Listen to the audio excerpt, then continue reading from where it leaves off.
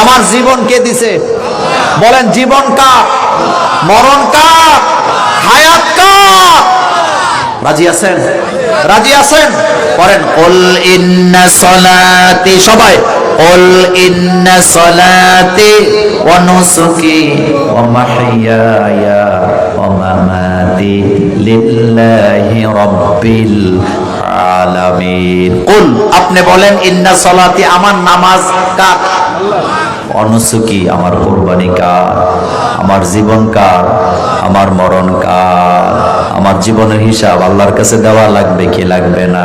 ওয়াল্লাযীনা হুম আনিল লাহবি মুরিদুন। মুমিন তো তারা যারা বেহুদা সময় নষ্ট করে না, বেহুদা কথাও বলে না, বেহুদা কাজও করে না। আমরা যা করব লক্ষ্য উদ্দেশ্য আছে না? আমাদের লক্ষ্য উদ্দেশ্য হলো আখিরাত। বলেন কি? আপনাদের এলাকায় যত ধনী লোক আছে, টাকা পয়সা আলা আছে, একটা লোক নিজের জীবনের কাম অর্জিত সম্পদ খেয়ে মরতে পারবে না। আমি বুঝাইতে চাইলাম, আল্লাহ তো আমাদেরকে এই কাজের জন্য দুনিয়াতে পাঠায় নাই। এই টাকা পয়সা থাকাই মানে সফলতা নয়। সফলতা অর্জন করতে হইলে মুমিনের কাতারে দাঁড়ানো লাগে নাকি লাগে না? ঈমান ছাড়া সফলতা পাওয়া যায় না। নমরুদ আর ইব্রাহিম আলাইহিস সালামের মধ্যে দ্বন্দ্ব। নমরুদ সফলতা অর্জন করতে পারে নাই, কিন্তু ইব্রাহিম আলাইহিস সালাম সফল। ফেরাউন আর মুসার মধ্যে দ্বন্দ্ব।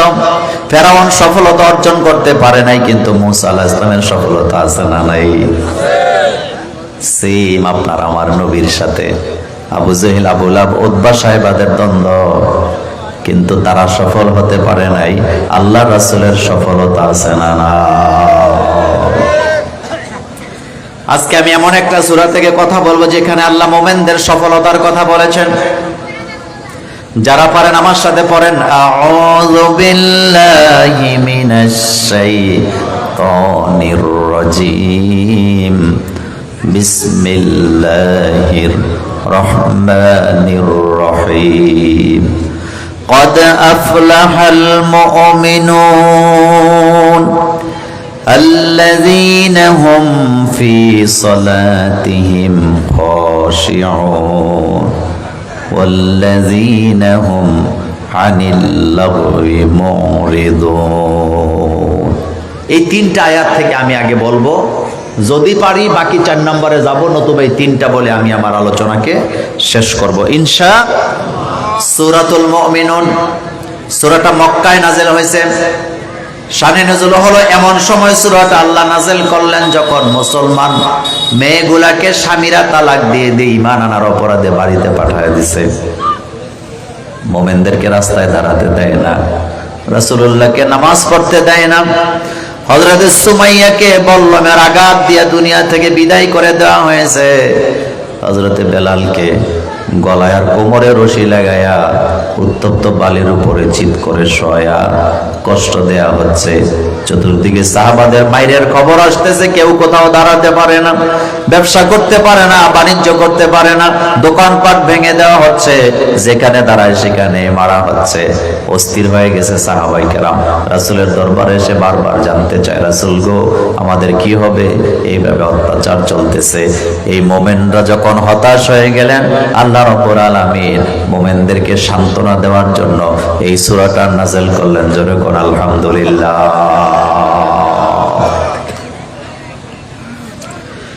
আল্লাহ রাব্বুল আলামিন সূরাটা বিসমিল্লাহ দিয়ে শুরু করলেন। শানে নুজুল লম্বা করলাম না, আমি আলোচনায় যেতে যে আল্লাহ পাক প্রথম কথাটাই বললেন, কদ আফলাহাল মুমিনুন। কদ আফলাহা, নিশ্চয়ই সফলতা অর্জন করেছে মুমিনুন, মুমিনেরা। কারা সফল? বলেন কারা? মুমিনরা যে সফল বর্তমান পৃথিবীবাসীও স্বীকার করছে, বাংলাদেশে তারা স্বীকার করে না।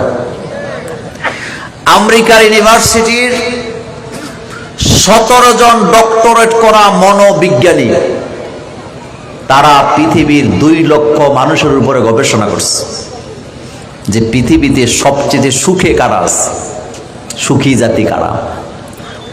গবেষণায় তারা বললেন, ইহুদিরা খ্রিস্টানেরা তাদের কাছে সম্পদ বেশি আছে ঠিক, কিন্তু তারা সফল হতে পারে নাই, তারা খুশিও নাই, হ্যাপিও নাই।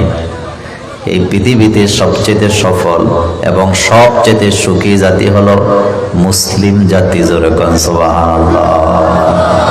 বিপদে পড়ে যায়, হতাশ হইয়া নেশা করা শুরু করে। খ্রিস্টানেরা যখন বিপদে পড়ে যায়, নেশা করা শুরু করে, অথবা পয়সাওয়ালা ছেলে মেয়েরা যখন ডিপ্রেশনে যায়, নেশা করার জন্য মদের আড্ডাখানায় যে মদ খায়া নিজের কষ্টকে বলতে চায়। কিন্তু মোমেনরা যত বড় বিপদে পড়ে, আকাশের দিকে তাকাইয়া একটা শব্দ উচ্চারণ করে, আমার আল্লাহ যা করছে আমার জন্য ভালোই করছে, আলহামদুলিল্লাহ। এই আলহামদুলিল্লাহ বলার কারণে পৃথিবীতে মুমিনেরা সবচেয়ে সফল।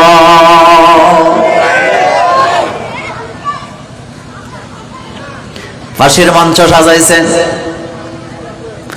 বলতেছে 2 মিনিট পরে আপনার ফাঁসি।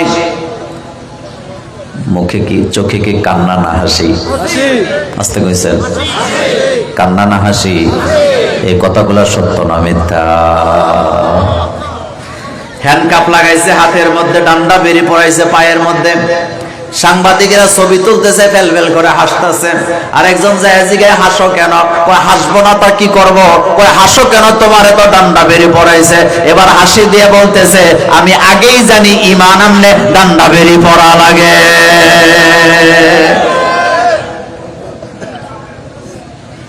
পাহাড় সমান কষ্ট যদি আপনার হৃদয়ে লুকায়া থাকে, আকাশ সমান বিপদ যদি আপনাকে চাপা দেয়, এই পাহাড় সমান কষ্ট আর আকাশ সমান বিপদকে দূর করার জন্য এটম বোমা লাগে না, বুলডোজার লাগে না।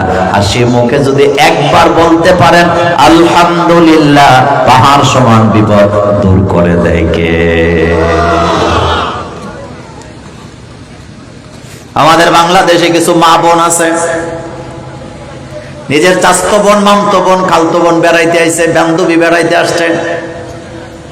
উনি বান্ধবীরে যাইতে দেয় না, কয় বোন আজকে রাতটা থাক, হৃদয়ের ভিতরে কোটি কোটি কষ্ট জমায় রাখছি, তোর কাছে বললা কষ্ট পাতলা হব। কথা কর না কেন? বলে কিনা? আজকের মাহফিল যারা শুনছো, তোমাদেরকে সতর্ক করে বলে দিয়ে যাই, যারে তুমি মুরগির রাং খাওয়া রেখে দিছো, রাত্রে বেলা দুঃখ কষ্ট বলে হালকা হবা, তার কাছে কষ্ট বলে কোনো লাভ নাই। বরং তারে একটা ভালো করে খোঁচা মাইরা দেখো, তোমার জীবনে যত কষ্ট তার জীবনে তার চেয়ে আরো ডবল কষ্ট আছে। না, কষ্ট ছাড়া মানুষ আছে? তাহলে কষ্ট বলতে হবে কার কাছে? আল্লাহ ছাড়া মুমিনেরা কারো কাছে নিজের অবস্থান বর্ণনা করে না, হৃদয় থেকে আল্লাহকে বলে। কারণ মুমিনেরা জানে আল্লাহ ছাড়া আমার বিপদ দূর করার ক্ষমতা কারো নাই। যারা ইসলামী আন্দোলন করে তারা আল্লাহর উপরে ভরসা করে আল্লাহর কাছে সাহায্য চায়। আর যারা তথাকথিত রাজনীতি করে, বিপদে বললে নেতারে ফোন দিয়া ওসিরে ধমকায়া সারা পাওয়ার ব্যবস্থা আছে না?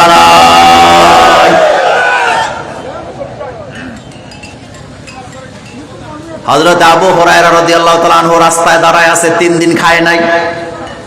কষ্টের কথা কাউকে বলতে পারতেছে না, ক্ষুধার যন্ত্রণায় থরথর করে কাঁপতেছে। বুখারীর লম্বা হাদিস। এমন সময় দেখলেন হযরত ওমর রাদিয়াল্লাহু তাআলা আনহু আসতেছে।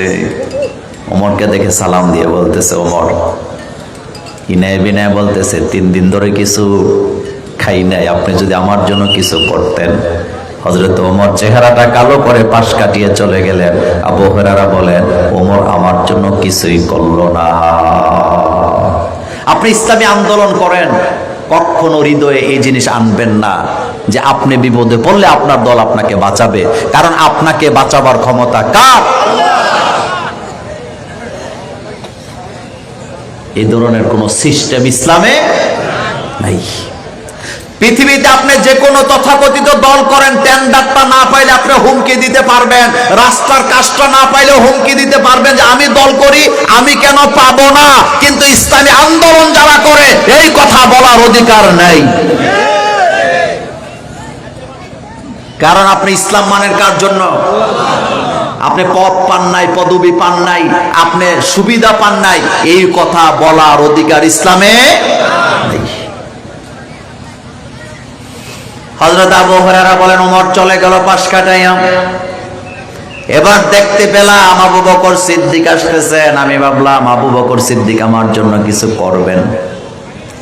তিনি যখন আমার কাছে আসলেন আমি তাকেও বললাম। তিনি শোনার পরে চেহারাটা কালো করে চলে গেলেন। তিনিও আমার জন্য কিছু করেন নাই। 3 দিনের ক্ষুধা দাঁড়ায় আছি, হঠাৎ দেখতে পেলাম এমন একজন ব্যক্তি আসতেছেন যিনি ক্ষুধার্তকে ক্ষুধা অবস্থায় রেখে ঘুমায় না। তার নাম মুহাম্মদুর রাসূলুল্লাহ সাল্লাল্লাহু আলাইহি ওয়াসাল্লাম। আবু হুরায়রা বলেন আমি রাসূলকে দেখে খুশি হয়ে গেলাম। আল্লাহ রাসূল যখন আমার নিকটবর্তী হলেন আমি রাসূলুল্লাহকে বললাম, রাসূল গো 3 দিন কিছু খাই না, প্রচন্ড ক্ষুধায় আমার শরীর কাঁপে। নবীজি বলেন আবু হুরায়রা আমার সাথে চলো। আমি গেলাম রাসূলের সাথে।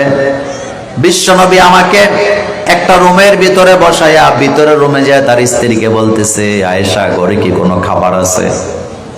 এটা শোনার পরে আমি খুশি হইলাম, রাসূল বোধহয় আমাকে খাওয়াবে। আয়েশা বলেন হ্যাঁ হুজুর আমাদের ঘরে আজকে দুধ আছে। আল্লাহর নবী এটা শোনার পরে আমার কাছে আসলেন। আমি মনে মনে ভাবছিলাম রাসূল বোধহয় আমার জন্য দুধ নিয়ে এসেছেন। তাকায় দেখি রাসূলের হাতে দুধের বাটি নাই। আল্লাহ রাসূল আমাকে উল্টা বলতেছে, যাও অমুক জায়গায় যায় দেখবা আল্লাহর কতগুলা গোলাম দিনের দায়ী দাঁড়িয়ে আছে, তাদেরকে আমার বাড়িতে নিয়ে আসো। দিনের কাফেলা যায় দেখবা কতগুলা লোক দাঁড়িয়ে আছে যারা দিনের কাজে বের হয়েছে, তাদেরকে আমার বাড়িতে নিয়ে আসো। হযরত আবু হুরায়রা আমি তাদেরকে নিয়ে রাসূলের বাড়িতে আসলাম। আল্লাহ রাসূল বললেন মেহমানদেরকে বসতে দাও। আমি বসতে দিলাম। এবার রাসূলুল্লাহ দুধের বাটি নিয়ে হাজির। এসে বললেন আমার হাতে বাটিটা দিলেন। আমি মনে মনে ভাবলাম রাসূল বোধহয় আমাকে খাইতে বলবে, কারণ আমি তো 3 দিন খাই না। রাসূল আমাকে বলে না, রাসূল দুধের বাটি হাতে দিয়ে বলতেছে মেহমানদেরকে দুধ আগে খাইতে দাও। কাকে আগে খেতে দাও? কাকে? মেহমানকে আগে খেতে দেওয়া সুন্নাত। এই হাদিসের 22টা শিক্ষা আছে। ওই হাদিস তো আজকে আলোচনা করতেছি না, আমি শুধু বলতেছি দুঃখ কষ্ট বলতে হবে কার কাছে? হযরত আবু হুরায়রা বলেন আমি মেহমানদের চেহারার দিকে তাকাইলাম, কারণ আমার হাতে দুধ 1 বাটি। মনে মনে ভাবলাম এই দুধ তো আমার ভাগে মিলবে না, কারণ তারা নিজেরাই তো 12-14 জন, দুধ তো মাত্র 1 বাটি। আমি একজন মেহমানের হাতে দুধের বাটি যখন দিলাম, আমি তাকায় দেখি কি জাতের মেহমান। বাটিতে মুখ লাগায় নাই ততক্ষণ, বিসমিল্লাহ পড়তে পারে নাই যতক্ষণ। বিসমিল্লাহ বলে দুধ পান করা শুরু করলেন। আমি তাকায়া দেখলাম খেতে খেতে খেতে খেতে তৃপ্তি সহকারে খাইয়া বাটিটা আরেকজনকে দিছে। পাশের জনে আবার বিসমিল্লাহ বলে তৃপ্তি সহকারে খাইলেন।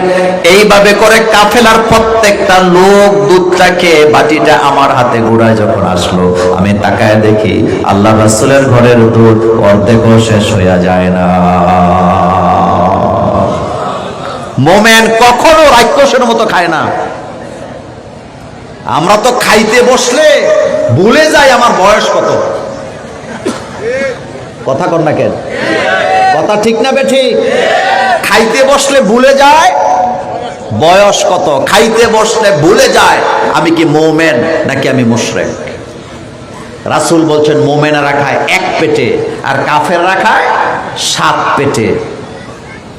তার মানে 7 জন কাফেরের খাবার, 1 জন কাফেরের খাবার 7 জন মুমিন খেতে পারে। এত বরকত আল্লাহ দেয়। হযরত আবু হুরায়রা বলেন দুধের বাটি আমার হাতে। এখন রাসূল বলতেছে আবু হুরায়রা এবার তুমি খাও। আমি নিজেও বাটিটা হাতে নিয়ে বিসমিল্লাহ বলে খাওয়া শুরু করলাম, কিন্তু দুধ শেষ হয়ে যায় নাই। এবার রাসূল মেহমানদেরকে বিদায় দিয়ে আমাকে একা নসিহত করতেছে, আবু হুরায়রা 3 দিন কিছু খাও নাই, কষ্টের কথা রাস্তায় দাঁড়ায় মানুষকে জানান দিতেছ। যে মেহমানগুলিকে তুমি খাওয়াইছো ওই মেহমানগুলি দিনের কাজে বের হয়েছে, দিনের দাওয়াতি কাজে। এই লোকগুলা গত 7 দিন কিছু খায় না। ও আবু হুরায়রা, তারা 7 দিন কিছু খায় না, কিন্তু তারা কারো কাছে মুখ খুলে নাই। আর তুমি 3 দিন কিছু খাও নাই, তুমি মানুষকে জানাচ্ছ তুমি 3 দিন ধরে কষ্ট আছো। ও আবু হুরায়রা, যাদের কাছে কষ্টের কথা বলো খবর নিয়ে দেখো তাদের নিজেদের কষ্টের জীবনের শেষ নাই। কষ্ট যদি বলতে হয় একজনের কাছে বলো, তিনি কে?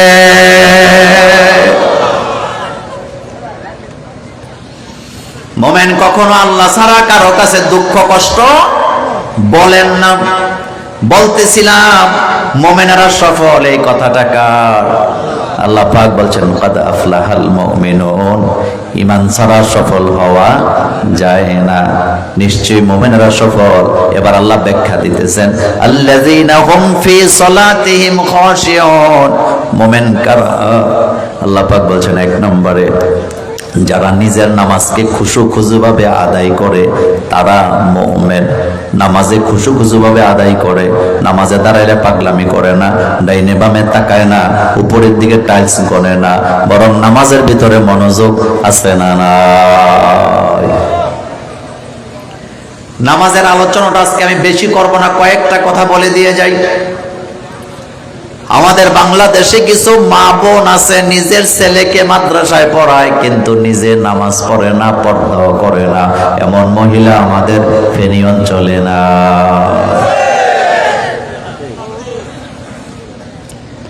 কিছুদিন আগে একটা মাদ্রাসার সবক অনুষ্ঠানে গেছিলাম সবক দেওয়ার জন্য। আশ্চর্য হয়েছে একটা জিনিস দেখা, মা ছেলের সাথে দেখা করতে নাকি আইছে মাদ্রাসায়। আমি তো জানি না ওনার ছেলে এখানে পড়ে, আমি অফিস রুমে বসা ওদের। তাকায় দেখি একটা মহিলা পর্দা তো নাই, মাথার ঘোমটাটা অর্ধেক দেয়া, হুন্ডা চালাই আইছে ছেলের সাথে দেখা করার জন্য। আমি প্রিন্সিপাল হুজুরকে বললাম, হুজুর সব ঘটনা কি? এমন মহিলা মাদ্রাসায় কেমনে আইলো? কয় মোল্লা ভাই ওনার ছেলে এখানে পড়ে। এটা শোনার পরে আমার শরীরের পশমগুলা দাঁড়ায় গেছে, আর মনে মনে ভাবলাম আহারে, এইভাবে পর্দা ছাড়া কোনো মাদ্রাসায় পড়ুনা ছাত্রের মা আসতে পারে, এটা বোধহয় জীবনে প্রথম দেখলাম। আপনাদের কাছে জানতে চাই, নিজের ছেলেরে মাদ্রাসায় পড়ায় কিন্তু তিনি হক পর্দা ফরজ পর্দা মানে না। দেবরের সামনে যায়, বাসুরের সামনে যায়, আত্মীয় স্বজনের সামনে যায়, খাবার দাবার আদান প্রদান করে, মাঝে মধ্যে বাজারে যায়, মার্কেটে যায়, বেপর্দায় কথাবার্তা বলে। এমন নারী বাংলাদেশে আছে না? না, আপনাদের এলাকায় নাই? আসতে বলেন কেন আছে না? নাই, নামাজ পড়ে না। এমন এমন পুরুষও বাংলাদেশে আছে নিজের ছেলেরে মাদ্রাসায় দিয়ে রাখছে, হাফেজ বানাবে, আলেম বানাবে। মাঝে মধ্যে এমনও দেখি বিড়ি টানতেছে, হঠাৎ যখন সামনে যায় পড়ি, বিড়িটা পেছনে নিয়া আমাদের দিকে তাকায়, হুজুর দোয়া করেন, পোলা কিন্তু মাদ্রাসায় পড়াই। কথা কর না, এমন নাই, নিজে কিন্তু নামাজও পড়ে না। আমি শুধু এতটুকু বলে গেলাম, যেই মা নিজের ছেলেরে মাদ্রাসায় দিয়া পর্দা করে না, নামাজ পড়ে না, যেই বাবা ছেলেকে মাদ্রাসায় দিয়া হালাল হারাম মানে না, নামাজও পড়ে না, এই মা বাবার দোয়া কিয়ামত পর্যন্ত কবুল হওয়ার কোনো সম্ভাবনা নাই। আমাদের বাংলাদেশে একটা কথা আছে, তেল্লার মাথায় আস্তে কোন কেন, তেল্লার মাথায় তেল দেয়। কিভাবে দেয় সেটা পরে বলি। জাহান্নামীদেরকে যখন জাহান্নামের দিকে নিয়ে যাওয়া হবে, একদল ফেরেশতারা জিজ্ঞেস করবে, মা সালাকাকুম ফি সাকার, কেন জাহান্নামে যাও? এটা তো বড় খারাপ জায়গা, জাহান্নামী কেন হলা? তারা বলবে লাম নাকু মিনাল মুসাল্লিন। এক নম্বরে বলবে আমরা নামাজীদের দলে ছিলাম না, আমরা নামাজ পড়তাম না, মসজিদওয়ালা বাড়ি কিন্তু মসজিদে যায় না, এমন বাটপাট আপনাদের এই এলাকায় না। ফেনী শহরে গেছে ছেলে মেয়ে বিয়ে করাবে দেখার জন্য, ছেলে দেখতে মেয়ে দেখতে, অথবা শ্যানবাগ গেছে অথবা দাগনভূঞা গেছে ছেলে মেয়ে দেখতে। ওই এলাকার লোকেরা কয় তোমাদের কোন গ্রাম? আপনাদের গ্রামের নাম কি? হ্যাঁ হ্যাঁ, আমার কলেজের ভাইয়েরা জিজ্ঞেস করছে তোমাদের বাড়ি কই? কয় আমাদের গ্রাম অমুক গ্রাম। কয় কোন বাড়ি? কয় মসজিদওয়ালা বাড়ি। কোন বাড়ি?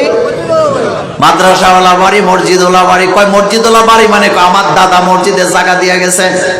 আত্মীয়তা করতে গেলে কয় মসজিদুল্লাহ বাড়ি, ঢাকা শহর গেছে কয় তোমার বাড়ি কয় অমুক জায়গায়, কই ওই গ্রামে কোন বাড়ি, কয় মসজিদুল্লাহ বাড়ি। মসজিদুল্লাহ বাড়ি কয়া কয়া নাম খেলায়, কিন্তু এই মসজিদুল্লাহ বাড়ির লোকগুলাকে পাঁচ বেলা আজান হয়, জামাতে দেখা যায় না, মসজিদের চেহারা খুঁজে পাওয়া যায় না, এমন বাটপার আছে না?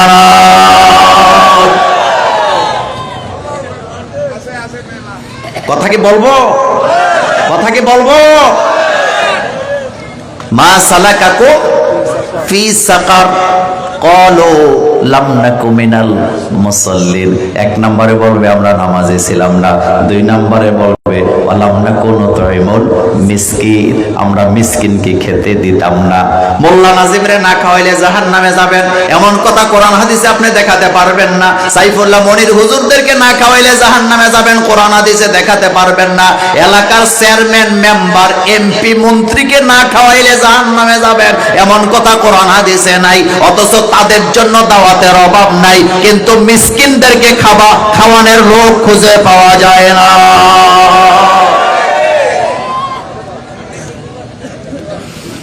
মাঝে মাঝে জিয়াফত খাইতে আসে নেতারা, হুজুরেরা। নেতারা যখন খাইতে আসে একা আসে না, এমপি সাহেব ওই এলাকায় জিয়াফত খাইতে। এমপি সাহেব আসার সময় 150 পোলাপাইন নিয়ে আইছে, ওই 150 পোলাপাইনের মধ্যে অর্ধেকগুলো হইল গাঞ্জুটি। কথা ঠিক না? মাহফিল দিয়েছে প্রধান অতিথি এমপি সাহেব। কি এমপি? আসার পরে এলাকার সকল সুঙ্গাওয়ালা ফলাফল, সুঙ্গা বুঝেন তো, টাইটের জিন্সের প্যান্ট পরে আছে, গেঞ্জি পরে আছে, তার পাশা দেওয়া যায়, হেঁটে এসে পুরো স্টেজ দখল। কথা কন না কেন? মাহফিল কমিটি খাবার করছে 10 জন হুজুরের জন্য 50 জনের, কিন্তু নেতা নিয়ে আইছে 200। হুজুরের লেগে খানা নাই, গাঞ্জাখুররা খাইয়া চইলা যায়, এমন তেল্লার মাথায় তেল দৈন্য আছে না?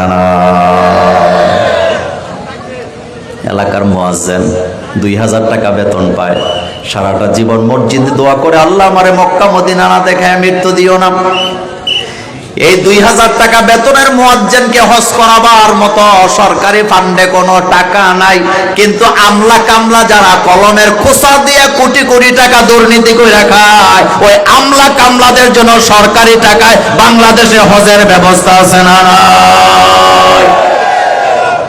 তেল্লার মাথায় বলেন, তেল্লার মাথায়। কমলাপুর রেল স্টেশনে যায় দেখেন, হাজার হাজার এতিম বাচ্চা পাবেন, মিসকিন পাবেন, যাদের ঘর নাই, বাড়ি নাই, থাকার জায়গা নাই। তাদের জন্য রাজুকের পক্ষ থেকে কোনো ফ্ল্যাট বাড়ি নাই, কোনো প্লট বরাদ্দ নাই, কিন্তু আমলা কামলা দুর্নীতিবাজদের জন্য রাজুকের ফ্ল্যাট প্লট অল্প দামে বরাদ্দ দেওয়ার মতো তামসা বাংলাদেশে আছে না? চুরি যদি বন্ধ করতে চান, কোরআনের কর্মীদেরকে ছাড়া পারবেন না। আমার কলিজার বেড়া, সেদিকে গেলে কথা লম্বা হবে। তাহলে 1 নম্বরে মোমেন কারা? যারা নামাজে খুশু খুশু ভাবে নামাজ আদায় করে। রাসূল বলছেন, যার নামাজ যত সুন্দর তার চরিত্র তত সুন্দর। 5 ওয়াক্ত নামাজ জামাতের সাথে পড়ব, ইকামতের সাথে সাথে জামাতে যে হাজির হব। রাজি আছি না নাই? আচ্ছা, নামাজ কি শুধু পড়লে হবে, না তাকবীরে উলার সাথে পড়তে হবে? আসতে কইছেন। আমাদের প্রত্যেক মহল্লায় মহল্লায় কিছু মুসল্লি আছে, নামাজ পড়ে ঠিক, কিন্তু জীবনেও প্রথম রাকাত পায় না। কথা কন না কেন? আমি যেখানে নামাজ পড়ি, আমার বাসার মসজিদে একজন প্রফেসর আছে, নাম বলতেছি না, আমি এটা আপনাদেরকে শেয়ার করি। উনি 1 রাকাত কখনো পায় না। তা আমি বললাম, স্যার নামাজ তো পড়েন, কিন্তু প্রথম রাকাত তো জীবনেও পান না। উনি হাসি দেখো, মোল্লা ভাই কত বেজালে থাকি। তা আমি বললাম, বেজালটা যদি আরেকটু আগে নেওয়া যায়। নামাজ পড়ে ঠিক, কিন্তু জামাতে পড়ে না। নামাজ পড়ে ঠিক, তাকবীরে উলার সাথে পড়ে না। এমন মুসল্লি আজকের মাহফিলে না। নামাজ পড়তে হবে তাকবীরে উলার সাথে বা জামাত। এটা কার কথা? নামাজের ব্যাপারে অতটুকুন বললাম। قد أفلح المؤمنون, মুমিনরা সফল। الذين هم في صلاتهم خاشعون, সফল মোমেন তারা যারা নিজেদের নামাজে খুশু ভাবে নামাজ আদায় করে। সহিহ মুসলিমের হাদিসে আল্লাহ রাসূল বলছেন, যে ব্যক্তি 3 বার হাতের কবজি সহ দৌত করলো, 3 বার মুখ দৌত করলো, কুলি করলো, নাকে পানি দিল, 3 বার করে হাত ধুইলো, মাথা মাসে করলো, 3 বার করে পা ধুইয়া একেবারে নামাজে দাঁড়ায়া 2 রাকাত নামাজ পড়লো, যেই নামাজে আল্লাহ ছাড়া কারো কথা মনে নাই। সহিহ মুসলিমের হাদিসে রাসূলুল্লাহ বলেছেন, এই 2 রাকাত নামাজ জান্নাতে যাওয়ার জন্য যথেষ্ট। মুছে তেল দিয়ে না, কিন্তু আপনি যেই শর্ত রাসূল দিছে এই শর্ত পূরণ করে আপনি নামাজ আদায় করতে পারবেন না। যদি পারেন আপনি জান্নাতে চলে যাবেন। এরপরের আয়াত 3 নম্বর আয়াত আল্লাহ পাক বলছেন, ওয়াল্লাযীনা হুম আনিল লাগওয়ি মুরিদুন। আল্লাহ পাক বলেন, মুমিন তারা যারা কখনো বেহুদা কাজের সময় নষ্ট করে না। বর্তমান বাংলাদেশ নয়, সারা পৃথিবীর মানুষগুলা কাজের চেয়ে বেহুদা কাজে বেশি আছে না? না,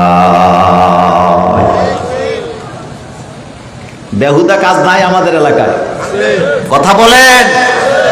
40 বছর 50 বছর বয়স চলে, দোকানে বৈশা সারাদিন লাল চা খায় আর টেলিভিশন দেখে। এই জাতের মুরব্বী বাংলাদেশে নাই। সময় বেহুদা যাচ্ছে নাকি যাচ্ছে না? সময় কত দ্রুত আমরা হারিয়ে ফেলতেছি যদি বুঝতাম। কবি কি সুন্দর করে বলেছেন, সেহেল সালে উমরে আজিজাত গুজার, সেহেল সালে উমরে আজিজাত গুজার, মেজাজে তু আজহা লতিফলে নেগার। আমার জিন্দেগি থেকে আমার সবচেয়ে প্রিয় 40টা বছর আমি শেষ করে দিলাম। এখনো আমি খেলাধুলা নিয়ে ব্যস্ত, এখনো আমি খেল তামাশা রং তামাশা নিয়ে ব্যস্ত আছি। আল্লাহর কথা আখেরার কথা আমার মনে আসে না, এমন বেখেয়ালি মানুষ আছে না? আর কবে 20 বছর বয়সে দাড়ি রাখা আর 70 বছর বয়সে দাড়ি রাখা, দুইটা কি এক কথা? আস্তে কইছেন, আস্তে কইছেন। 20 বছর বয়সে দাড়ি রাখা, 70 বছর বয়সে দাড়ি রাখা এক নাম। 70 বছর বুড়ায় দাড়ি রাখছে, মূলত গাল বাঁকা হয়ে গেছে। যখন সেলুনে যায়, সেলুনওয়ালা টিপ্পা টিপ্পা কামায়, অর্ধেক কামাইলে অর্ধেক থেকে যায়। এই জন্য কয় মেশিন লাগায় দেয়, মেশিন লাগায় কামাইছে, দাড়িগুলো একটু বড় মনে হয় যেন দাড়ি রাখছে। আসলে রাসূলুল্লাহর জন্য দাড়ি রাখে নাই, বাটপারি আছে না? 70 বছরের বুড়া যদি দাড়ি রাখে, 2 কারণে রাখছে। বলেন কয় কারণ? একটা হলো কামাইতে পারে না, সেলুনে গেলে ব্লেড লাগে না, খুর লাগে না। আর 2 নাম্বার হলো এই বয়সে দাড়ি না রাখলে মানুষই কি বলবে। কিন্তু 20 বছরের যুবক যদি দাঁড়িয়ে রাখে, বুঝতে হবে এই যুবকের হৃদয়ের ভিতরে রাসূলুল্লাহর ভালোবাসা আছে না? আমি মোল্লা নাজিম আপনাকে খোসা দেওয়ার জন্য আসি নাই, কিন্তু আমি প্রমাণ দিয়ে যাব। আজকে একেবারে আবেগের কথা বলে দিয়ে যাই। বর্তমানে যদি রাসূলুল্লাহ আসার কোনো ব্যবস্থা থাকতো, তাইলে 70 বছরের দাড়িওয়ালার রাসূলের সামনে দাঁড়ায়া ঢাল হইয়া তীরগুলাকে থামাইতো না, বরং 20 বছরে যারা দাড়ি রাখে তারাই রাসূলকে বাঁচাতে চেষ্টা করতে। ঠিক কিনা?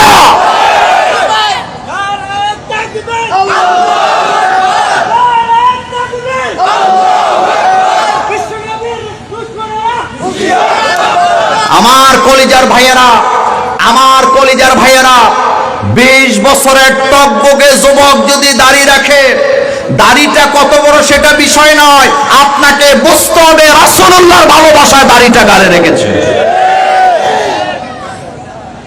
এখানে কোনো ধোঁকাবাজি, বলেন ধোঁকাবাজি নাই। আর 70 বছর বয়সের দাড়ি যদি হয় রবি ঠাকুরের মতো, আমি বলবো এখানে ধোঁকাবাজি আছে। ওয়াল্লাযীনা হুম আনিল লাগওয়ি মুরিদুন। মুমিন কখনো বেহুদা কাজকর্ম করতে পারে না। এখন বেহুদা কাজের কয়েকটা উদাহরণ আমি দেই। 1 নাম্বার উদাহরণ, মানুষ খাওয়াইলে সওয়াব হয় না, গুনাহ হয়। আস্তে কইছেন। এই কথা রাসূলুল্লাহর হাদিসের ভিতরে আছে না? নাই। কিন্তু খতনা করায়া খাওয়া, এটা কি শালীনতার খাবার না অশালীন খাবার? বেহুদা অনুষ্ঠান, খতনা ছেলেরে মুসলমানি করে, আপনারা মুসলমানিরে কি করেন? খতনা করায় না? আচ্ছা বলেন তো, খতনা যে করাইছেন এটা কি গোপনীয় কাজ করছেন না প্রকাশ্য কাজ করছেন? গোপন কাজ না। আপনি বাচ্চার গোপন অঙ্গ কাটছেন মানে গোপন কাজই করছেন, এটা তো প্রকাশ করার বিষয় না।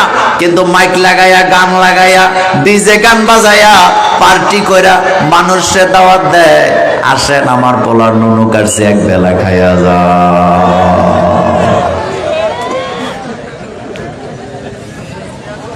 হুজুরদেরও দাওয়াত দেয়।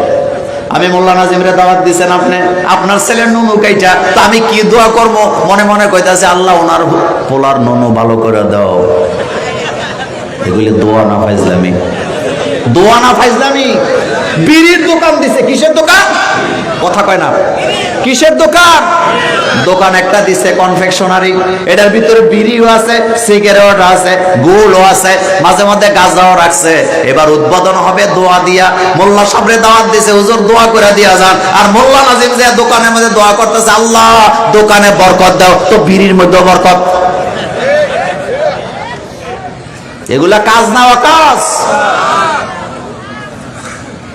আল্লাহ কি দুনিয়াতে আমাদেরকে দাওয়াত খাওয়ার জন্য পাঠাইছে না দাওয়াত দেওয়ার জন্য পাঠাইছে? বলেন তো। কোরআনের কোথাও কি আল্লাহ বলছে খালি দাওয়াত খাইবা? কি বলছে? উদউ ইলা সাবিলি রাব্বিকা বিল হিকমাতি ওয়াল মাউইজাতিল হাসানা ওয়াজাদিলহুম বিল্লাতি হিয়া আহসান। দাওয়াতি কাজ করতে হবে, দাওয়াত দিতে হবে, এটা কার কথা? কাজ তুইয়া বেহুদা কাজের সময় মোমেন কখনো নষ্ট করে না। ওয়াল্লাযীনা হুম আনিল লাগবি মুরিদুন। আল্লাহ পাক বলেন মোমেন কখনো বেহুদা কাজ কর্ম করতে পারে না, সময় নষ্ট করতে পারে না। দোকানে বৈশা আড্ডা দেয়, তাস খেলে, লুডো খেলে, এমন মোমেন আপনাদের এলাকায় নাই। কিছুদিন আগে পত্রিকা আসছে, বর্তমান যে সমস্ত নেতারা জেলখানায় আছে তারা জেলে বসে বসে কি করে। তো পত্রিকায় রিপোর্ট করছে তাদের সময় কাটে না, তারা লুডু খেলে, তাস খেলে, তামিলনাড়ু সিনেমা দেখে। এটা পড়ার পরে বুঝলাম কুত্তার লেজ সহজে, কথা কন না কেন, সহজে। কারণ জেলখানায় গেছে যেভাবেই যাক, এখন আল্লাহরে ডাকার একটা সুযোগ আছে না নাই? বেশি বেশি জিকির করতে পারতো কি পারতো না? কোরআন তেলাওয়াত করতে পারতো কি পারতো না? কিন্তু জিকিরও নাই, নামাজও নাই, সিনেমা দেখে, লুডু খেলে, তাস খেলে, তামিলনাড়ু সিনেমা দেখে। বোঝা গেছে হৃদয়ের ভিতরে মরিচা আছে না? ওয়াল্লাযীনা হুম আনিল লাগবি মুরিদুন। ছেলে বিয়ে করাবে, মেয়ে বিয়ে দিবেন, আতশবাজি দিয়া এলাকারে পুড়ায় ফেলাইছে। এগুলা কি ভালো কাজ না খারাপ কাজ? এই কাজকে আমাদের কোনো দরকার আছে? এবার যুবকদের কাছে জানতে চাই, আজকে কয় তারিখ? ইংরেজি মাসের কয় তারিখ? 12টার পরে বলেন না। কত সাল? কত? আচ্ছা শুনেন, কথাটা শুনেন। 2024 সাল চলে গেল, 2025 সালে আমরা ঢুকবো। বলেন তো আমাদের হায়াত কি কমলো না বাড়লো? আচ্ছা আপনাদের কাছে একটা প্রশ্ন করি, পরীক্ষার হলে যখন পরীক্ষা দিতে যান, যখন ওস্তাদরা স্যারেরা এসে ঘোষণা দেয় আর মাত্র 15 মিনিট বাকি, আপনি কি পরীক্ষার হলে লেখার স্পিরিট বাড়ান না কমান? যত জোরে পারি। হ্যাঁ, সুন্দর কথা। আমরা ছাত্র জীবনে যখন পরীক্ষা দিতাম, যখন বলা হয়তো আর 15 মিনিট, লাস্টের 15 মিনিটে পোলা পেরে আধা ঘন্টার লেখা লেখে। কথা ঠিক কিনা? এখন আপনাদের কাছে জানতে চাই, 2024 সাল আমার কাছ থেকে বিদায় নিয়ে চলে গেল। মৃত্যুর আগে কোনো দিন আর এই 2024 লেখা আমার দ্বারা সুযোগ নেই। আমার তো তাওবা করার দরকার যে আল্লাহ বছরটা চলে গেল, নতুন বছর আসতেছে। আয় আল্লাহ, যত খারাপ কাজ করলাম তুমি দয়া করে আমাকে মাফ করো, আমাকে তাওবা করার সুযোগ দাও, ভবিষ্যতে নেক আমল করার সুযোগ দাও। এটা না দিয়া ফটকা ফুটাইয়া, বাজি ফুটাইয়া, মদ খাইয়া, গাঁজা খাইয়া, ছেলে মেয়ে একসাথে নাচানাচি পার্টি করার দ্বারা বোঝা যায় জমিনে দাঁড়ায়া আল্লাহর দহিতার শব্দ আছে না না। তুমি যে বাজি ফুটাও, তোমার বাজি ফুটানোর কারণে চতুর্দিকে যেই পরিমাণ শব্দ হয়, এই শব্দ তোমার জন্য যত ভয়ানক, তোমার জন্য জাহান্নামের আগুনের শব্দ তার চাইতে আরো বেশি ভয়ানক। আচ্ছা বলেন তো, আগুন এটা কি জান্নাতের প্রতীক না জাহান্নামের প্রতীক? আস্তে কইছেন, আগুন কি জান্নাতের প্রতীক না জাহান্নামের প্রতীক? আগুন যদি জাহান্নামের প্রতীক হয়, তাহলে আগুন ফানুস উড়াইয়া কেন আপনি ছেড়ে দিচ্ছেন? আরে ফানুস উড়াইয়া লক্ষ লক্ষ মানুষের সব ধ্বংস করে দিছে, এমন ঘটনাও বাংলাদেশে আছে না না? কলিজার যুবক যুবতীর একটা বছর চলে গেছে, এই বছরটা জীবনে কোনোদিন আর হায়াতে পাবি না। তুই আল্লাহর কাছে তাওবা করার কথা, লজ্জিত হওয়ার কথা। আমার অপরাধের জন্য আল্লাহ তোমার কাছে মাপ চাই। আমি কত সময় শেষ করে দিলাম, নষ্ট করে দিলাম। আমি যাতে 25 সালটা কাজে লাগাইতে পারি, আমি যেন ইমানটাকে মজবুত করতে পারি, আমার আমল নামা যেন আমি পরিশুদ্ধ করতে পারি, এই চিন্তা করে আল্লাহর দরবারে তাহাজ্জুদ পড়ে তাওবা করার দরকার। উল্টা বাজি ফুটাইয়া, মাতাল হইয়া, নেশা কইরা, নাচানাচি করে মুসলমানের সন্তান আছে না না? একটা কথা বলি, কলেজ ইউনিভার্সিটির জীবনে যে সমস্ত ছেলে মেয়েরা নোংরা চলাফেরা করে, বেফাস চলাফেরা করে, যেগুলা নেশা করে, আড্ডা মারে, মদ খায়, হোটেলে হোটেলে ঘুরে, ছাত্র জীবন শেষ করার পরে খুঁজে দেখে এই ছেলে মেয়েগুলা যত মেধাবী হোক, একটাও কোনো কাজে লাগে নাই, আর লাগলেও হারুন কাকুর মতো। কথা ঠিক না? কোন নামাজি ছেলে, নামাজি যুবক, কোন নামাজি যুবক যুবতী কখনো অশ্লীলতায় নিজেকে জড়াতে পারে না। এ 31st নাইট, এটি জীবনের এমন একটা অংশ হওয়া দরকার যে আমি যেন ভালো হয়ে যাই, আমি যেন আর খারাপ পথে না চলি। আমার জীবন চলে যাচ্ছে, 24 চলে গেছে, 25-এ চলে আসলাম। ও কলিজার যুবক, তোমার ব্রেনের মধ্যে এটা কেন আসে না? আমি দিনে দিনে বুড়ো হয়ে যাচ্ছি, আর জালিল ওমরের দিকে যাচ্ছি, আমার যৌবন চিরদিন থাকবে না। আস্তে আস্তে করে আমাকে এখান থেকে দুর্বলের দিকে নিয়ে যাবে কে?